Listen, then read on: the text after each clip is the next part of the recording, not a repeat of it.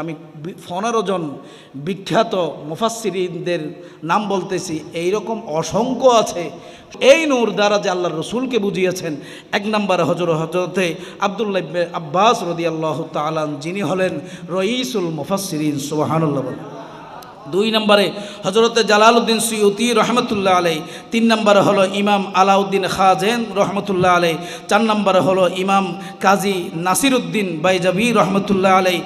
5 নম্বরে হলো হযরতে ইমাম সৈয়দ মাহমুদ আলুসি বাগদাদি রহমতুল্লাহ আলাই। 6 নম্বরে আল্লামা ইসমাইল হক্কি রহমতুল্লাহ আলাই। 7 নম্বরে হলো আল্লামা সানাউল্লাহ ফানিপতি রহমতুল্লাহ আলাই। 8 নম্বরে হলো ইমাম সাবি আল মালিকি রহমতুল্লাহ আলাই। 9 নম্বরে হলো আল্লামা ফখরুদ্দিন রাজি রহমতুল্লাহ আলাই। 10 নম্বরে হলো ইমাম কাজী আয়াস রহমতুল্লাহ আলাই। 11 নম্বরে হলো ইমামে কুরতুবি রহমতুল্লাহ আলাই। 12 নম্বরে হলো ইমাম নিজামুদ্দিন নিশাপুরি রহমতুল্লাহ আলাই। 13 নম্বরে হলো ইমাম আবু লাইস সমরখন্দি রহমতুল্লাহ আলাই। 14 নম্বরে হলো হযরতে ইমাম জারির আত-তাবারি রহমতুল্লাহ আলাই। 15 নম্বরে হলো ইমামে মাতুরিদি রহমতুল্লাহ আলাই। সুবহানাল্লাহ। কদ জাকুম মিনাল্লাহি নূর ওয়া কিতাবুম মুবিন। এটা হলো ঈমানের প্রশ্ন। ওই ঈমান আগে যদি পাকাপুক্ত করতে না পারি, তাহলে আর আমাদের আমল কোনো প্রশ্ন। কারণ হলো, যখন আপনি ঈমানদারের পরিচয় দিতে পারবেন, আল্লাহ আপনার সাথে আমলের প্রশ্নে আসবে। আপনি যদি প্রথম প্রশ্নেই আপনি ওয়াকআউট হয়ে যান, বের হয়ে যান, ঝরে পড়ে যান, তাহলে আপনাকে ওই পরীক্ষায় সিলেক্টেড করার কোনো সুযোগ আছে? সূরা মায়েদার 15 নম্বর যে আয়াতে কারিমা, আল্লাহ তাআলা আমাদেরকে সুসংবাদ দিয়েছেন। এই সুসংবাদের ভিতরে যারা গোলামে রসুল রয়েছে, যারা আশেকে রসুল রয়েছে, যারা মেহবুবে রসুল রয়েছে, যারা আল্লাহর রসুলের গোলাম রয়েছে, যারা জান মান ঈমান মর্যাদা সব কিছু আল্লাহর রসুলের গোলামিতে দিয়েছে, তারা বলতেছে এখানে কদ জাকুম মিনাল্লাহি নূরু ওয়া কিতাবুম মুবিন, মানে নূর দ্বারা একমাত্র নূরে মুহাম্মাদি সাল্লাল্লাহু আলাইহি ওয়াসাল্লামকে বুঝিয়েছেন। যেই ব্যক্তি রসুলুল্লাহর সাথে বেয়াদবিমূলক আচরণ করে, আল্লাহ রসুলের শানকে মেনে নিতে রাজি নয়, আল্লাহ রসুলের মর্যাদা বাড়াই দিলে ওনার ক্ষতি হয়, ওই ব্যক্তি বলতেছে এই না, এখানে নূর দ্বারা রসুলুল্লাহকে বুঝাই নাই, এখানে নূর দ্বারা একমাত্র ইসলামকেই বোঝানো হয়েছে।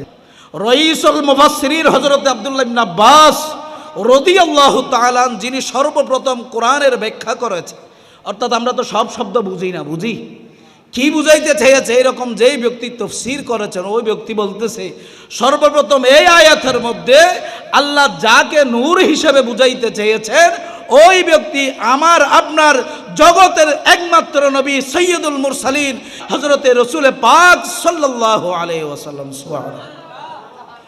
আর যার ঘর পেটে ব্যথা আছে, যার মনে অন্তরের নোংরামি আছে, ওই ব্যক্তি বলতেছে ইসলামকে বোঝানো হয়েছে, রসুলকে বোঝানো হয় নাই। এখন প্রশ্ন হলো, ইসলাম আগে নাকি নবী আগে?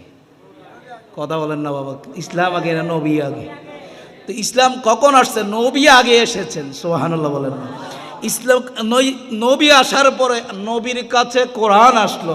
40 বছর নবুয়ত পাওয়ার পরে আল্লাহর দরবার থেকে আল্লাহ নির্ধারিত সময়ে আমার রসুলের উপর নবুয়তের বাণী পৌঁছিয়েছেন কিনা, ঠিক আছে কিনা?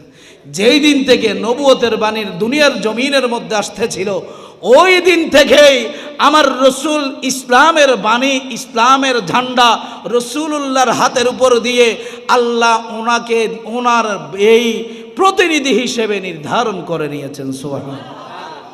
তাহলে এখানে কদ জাআকুম, কথা খেয়াল করেন, কদ জাআকুম, আমার আল্লাহ বলতেছেন তোমাদের কাছে যাচ্ছে মিনাল্লাহ, আল্লাহর পক্ষ থেকে নূর, একটা নূর যাচ্ছে। হযরত আব্দুল্লাহ ইবনে আব্বাস, জালালউদ্দিন সুয়ুতি, এইরকম বড় বড় মুহাদ্দিসিনে কেরাম বলতেছে এখানে নূর মানে আল্লাহর রসুল আসতেছে। সুবহানাল্লাহ। এরপরে বলতেছে ওয়া কিতাবুম মুবিন, সত্য সহ একটা কিতাবও যাচ্ছে।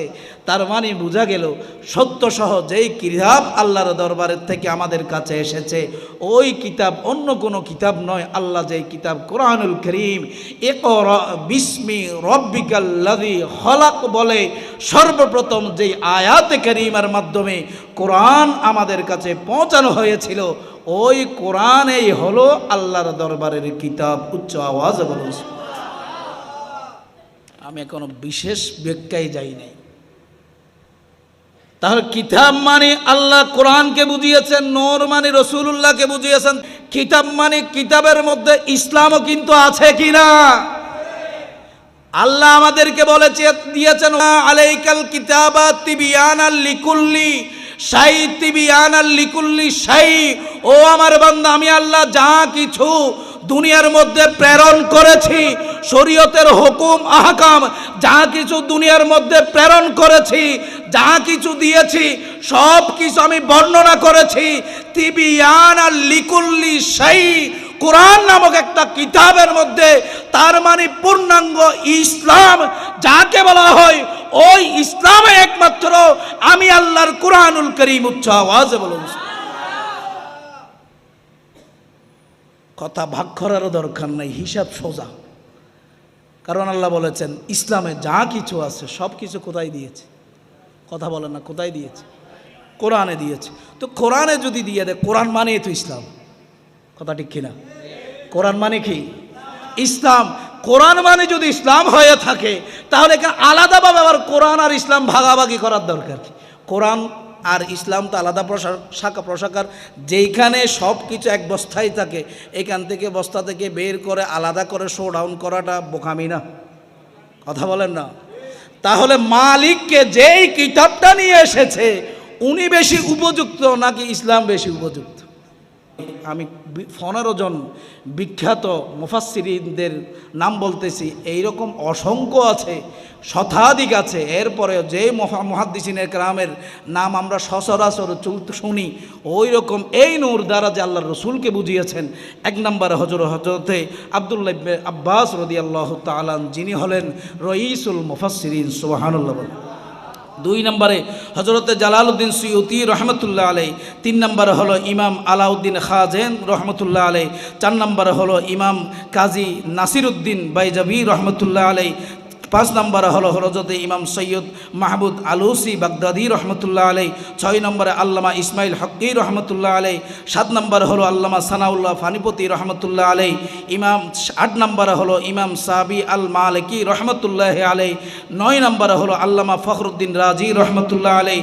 10 নম্বরে হলো ইমাম কাজী আয়াস রহমতুল্লাহ আলাইহি। 11 নম্বরে হলো ইমাম কুরতুবি রহমতুল্লাহ আলাইহি। 12 নম্বরে হলো ইমাম নিজামুদ্দিন নিশাপুরি রহমতুল্লাহ আলাইহি। 13 নম্বরে হলো ইমাম আবু লাইস সমরখন্দি রহমতুল্লাহ আলাইহি। 14 নম্বরে হলো হযরতে ইমাম জারির আত-তাবারি রহমতুল্লাহ আলাইহি। 15 নম্বরে হলো ইমামে মাতুরিদি রহমতুল্লাহ আলাইহি। সুবহানাল্লাহ।